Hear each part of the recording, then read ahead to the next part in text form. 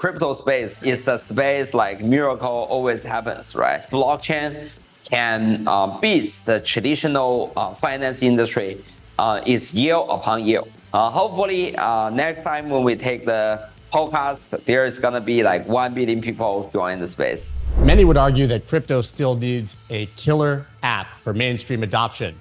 But the fact is, stablecoins, and specifically stablecoins on Tron, have already been that killer app for millions of people around the world. Justin Sun and I talked about this phenomenon, why there's been so much adoption, why it's not talked about that much in the United States, and what's coming for Tron, and specifically USDT on Tron. You're not going to believe it. Got to listen to this episode. That's dope.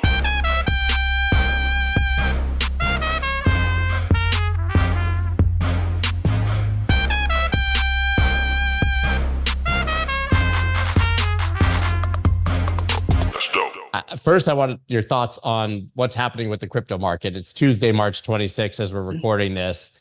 Bitcoin over $70,000. We haven't even had the halving yet. I think a lot of people are shocked that we've been making new all-time highs and seeing this much action. So what do you make, after being in the market for so long, what do you make of what's happening now? Yes, I think current crypto market is still, I think, in the early stage of bull markets. So even though, right, so we have been quite excited since Bitcoin has passed the all-time high, but I think in the track record we have seen in the past, crypto Bitcoin price usually go up to like all-time high in the time of halving, right? So basically, I think this is just like a repeat of the crypto cycle again. So even though some people might feel like 70,000 is kind of high for Bitcoin, but for me, I believe I think we're still in the early stage of bull markets. After the halving and after we see Federal Reserve started to cutting the interest, we will see more and more like buying power in the crypto space. Yeah, and a ton of that buying power obviously has been from the Bitcoin spot ETFs. I think that's why we're a bit ahead of this cycle. A, I guess, did it surprise you that they got approved? And B, have you been impressed with how much inflow there's been?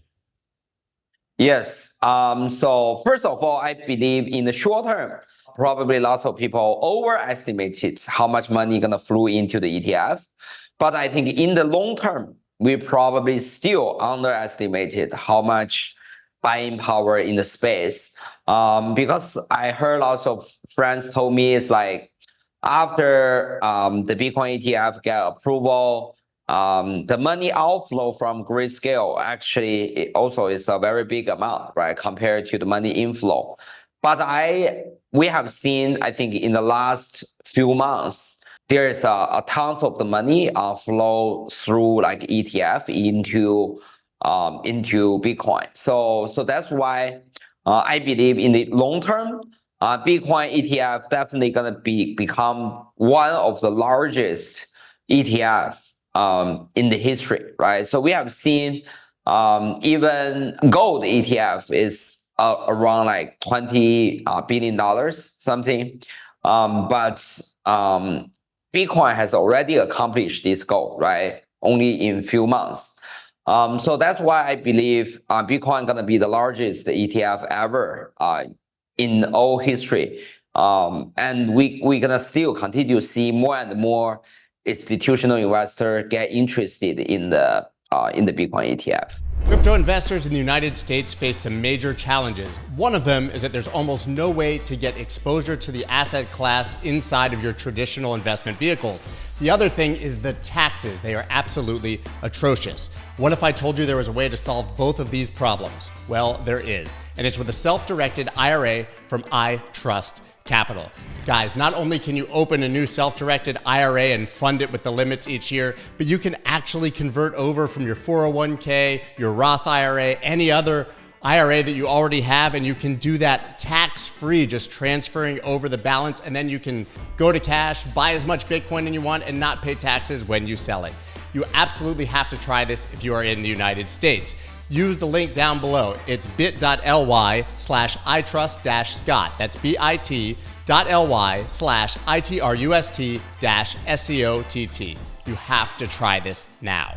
I agree. So many investors still don't even have access to it, and we're already seeing this massive upside. I heard actually that Morgan Stanley is likely going to be unlocking for everybody in a week. So we slowly get these unlocks and more people getting access, and I think it gives us kind of continued buying pressure. It makes me wonder if maybe in this cycle that we talked about before, there will be more of a focus on Bitcoin. As you know, we've seen ordinals and BRC20 tokens and all of this sort of Cambrian explosion of DeFi and building on Bitcoin. And you guys are working on a Bitcoin layer 2 solution in response to that. So I'm assuming you're building a layer 2 on Bitcoin because you believe that Bitcoin could be one of the major focuses, even more so than previous cycles. Yes, I definitely agree with this opinion. I believe we need some works to unleash the potential of Bitcoin, because today, right? So lots of people still taking Bitcoin. It's more like the storage of value, right? So people buying Bitcoin, it's not because of there's lots of ecosystem developed on the Bitcoin. But they just use Bitcoin as one of the way to storage their value. So that's why, for my opinion, I believe there's definitely a huge potential of Bitcoin layer 2 here. I believe the Bitcoin layer 2, the whole point of Bitcoin layer 2 is just like help the Bitcoin ecosystem get smarter, right? So basically, we can empower the smart contract, and all the protocol level of the development into the Bitcoin ecosystem, right? So basically, lots of the people can stake their BTC to earn other tokens, and also buy stake BTC to earn yield. Actually, interest is similar to what happened on Tron blockchain, on Ethereum blockchain. So that's why I believe this cycle we will see more and more Bitcoin layer 2 solution comes out and really unleash the potential of the Bitcoin itself. So that's why we are also building a bridge between Bitcoin and the Tron network. So basically, you can put your Bitcoin and get Bitcoin on the Tron network, and vice versa, right? So basically, you can also get Tron USDT in the future into the Bitcoin network. So that's why I believe this has been a huge potential here, not only for Bitcoin itself, but also for all the layer 2 Bitcoin layer 2 solution developers. Yeah, I was curious if it's competitive with Tron or if it sort of, works in complement with it. You sort of touched on it, but building another layer 2 that competes with your own blockchain, is that because you see this disruption coming and you want to get ahead of it, or because you think that there's plenty of room for both of them to continue to grow? I mean, you obviously talked about USDT being bridged from Tron to Bitcoin. I don't think most people know that most of the AUM of USDT is on Tron. Over $50 billion of the USDT, most of it is on Tron, not Ethereum. Yes, sure. First of all, I think we are building infrastructure based on where the money goes, right? So basically, we don't believe in the future eventually going to be only one blockchain serving all the values in the blockchain industry. So we believe there's like multi-layer, like different people choose different assets for various reasons. So that's why I believe, since Bitcoin today has been like $1 trillion, it definitely needs some kind of the solution for Bitcoin to like staking on different network and to earn yield based on those kind of the needs, right? For people to use Bitcoin as a layer 2 solution. And also, on the other hand, I believe Tron also have its niche market, right? Which is like stablecoin payments. Recently, we have seen like Grab, Google, like AWS, and all the big enterprise start to adopt it stablecoin on Tron network to facilitate their payment. So Grab, for those you don't know, like Grab is like Uber in Asia, right? Yeah. It has like Uber Eats, you can use it to purchase e-commerce, and it accepts USDT on Tron for deposit. I think happening last week. So that's why I think more and more people are gonna have their different reasons for put their value into blockchain. Bitcoin probably for storage of value. Into Tron blockchain probably is for payment, right? For other solutions. So that's why I believe like different people will have different opinions on the blockchain. As an infrastructure developers, we will build the infrastructure for whatever people's needs. I use Grab every time I'm in Singapore, and it's obviously huge and highly effective. And I had no idea sitting here in the United States that they had made that integration. Why do you think that news, which is so huge, hasn't made its way to the mainstream media? Yes. First of all, I believe we will see USDT on Tron also get in Uber and Uber Eats eventually, I believe. So Grab is just like taking the first step, right? I believe eventually lots of the e-commerce, even Amazon, will start to integrate Tron. Every e-commerce like infrastructure, eventually I believe they will start to integrate into Tron network because there is a huge demand for it. Lots of people in Asia, for example, using USDT on Tron like basically every single day, right? So we're handling around like 20 billion US dollar of transaction right now. So that's why more and more people are gonna see it taking off. And I believe probably in the few months, we're gonna see like TikTok, Lazada, like all the major players in Southeast Asia will integrate into Tron network. Because I think that's like something they have to do, right? Because there's the traffic, there's the demand of the customer. And I believe eventually it's gonna expand to US as well. Why do you think that so many people choose Tron for their USDT transactions? Yes, I think for several reasons. First off, it's a cheaper solution compared to Ethereum. And also, I think the estimated arriving time is also important. For users on Ethereum, probably taking 1 to 15 minutes to secure the transaction. But for Tron, it's all like basically 1 second, right? So this kind of the predictable of the transaction is also very important for the people to make transaction. And also, of course, the dominance rate on emerging market of Tron USDT is very high. I think for today, for all the major countries like Brazil, Argentina, like Turkey, like Africa, Southeast America, the dominance of Tron USDT is over 70–80%. So that's why I think the dominance rate is very high. So most of people actually they don't even know about Tron like TRX. It's cheaper and faster, and their friends tell them that's download this wallet and I'm gonna send you some money, right? It goes viral. Exactly. Yes, exactly. So I think in the emerging markets, USDT on Tron is equivalent to USDT itself. So people starting to getting to know the network effects, and they use like Tron network like all the time, even without any knowledge of it. Well, isn't that the point? Like, I think the biggest problem with crypto has been that it's so complicated, and we talk about blockchains and ZK rollups and all this complicated things. Really, they just want to like download a wallet and send money, right? And you've created that for them, and for that reason, someone says, "I want to send you money." Well, how do we do it? I download this wallet. I'll send you some money, right? Makes perfect sense. So what else then is ahead? You talked about obviously the integration of Tron into all these things. That's really on the stablecoin side. What else is on the roadmap for Tron as we enter this next cycle?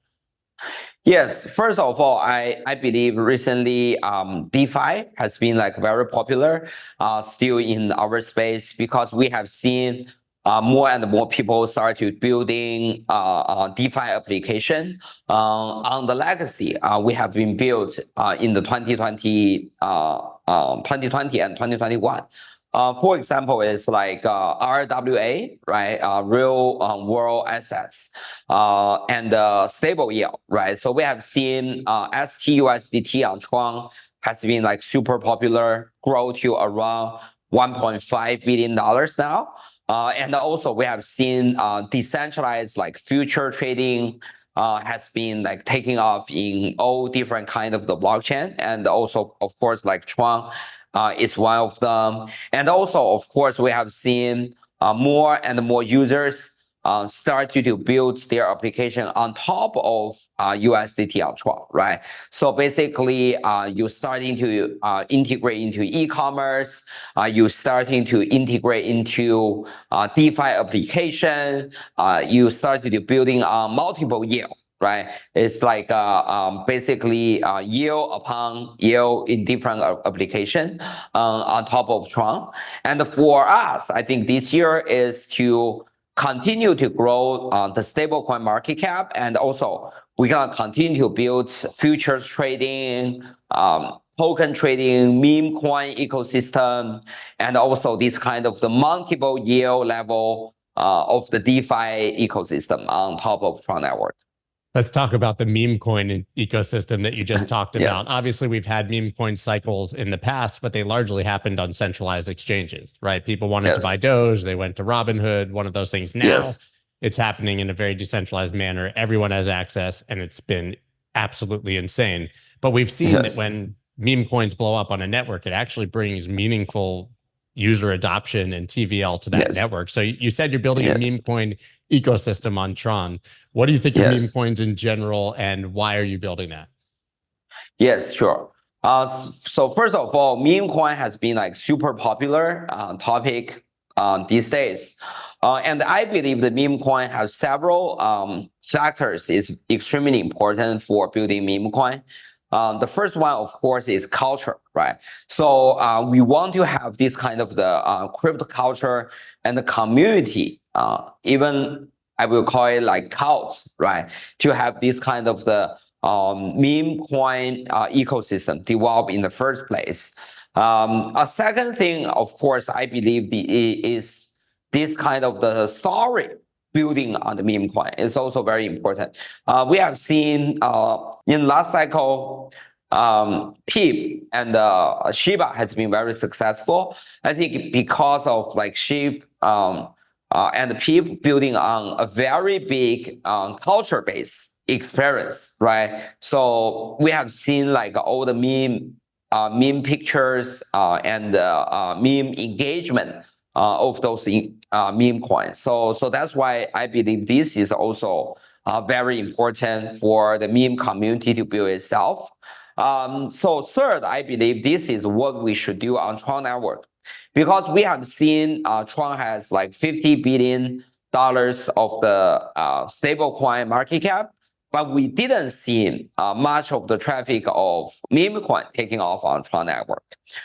So I think one of the reasons is because the users in Asia is not like a very like risk-taking appetite compared to the Western users. But definitely, I think meme coin right now is like one of the most important part Tron ecosystem will focus development on.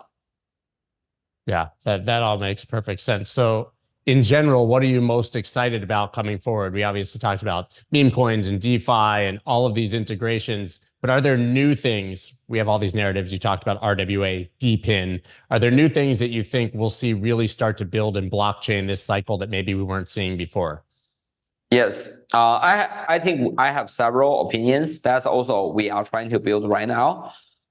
First of all, I believe one of the biggest reasons blockchain can beat the traditional finance industry is yield upon yield, right? Because capital is always tracing higher yield and low risk place. for them to storage of value. So that's why I think we are right now building like a Bitcoin layer 2 solution on STX platform. We are also offering like restaking services. So to help people trading their tokens, but on the same time, they can earn yield happen in the space.